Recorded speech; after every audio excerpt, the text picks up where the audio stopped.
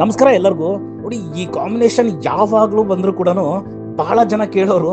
But ಮತ್ತೊಂದು ಸೀರೆ ಬರೋಕ್ಕೆ ಟೈಮ್ ಹಿಡಿಯುತ್ತೆ, ಹೆಚ್ಚು ಕಮ್ಮಿ 10 days ಟೈಮ್ ಹಿಡಿಯುತ್ತೆ. ಇವತ್ತು ಬಂದಿದೆ. ಈ ಬಟ್ಟೆ ಕ್ವಾಲಿಟಿ ಕೂಡ ಅಷ್ಟೇ ತುಂಬ ಬೆಸ್ಟ್ ಕ್ವಾಲಿಟಿಯಲ್ಲಿ ಬಂದಿದೆ.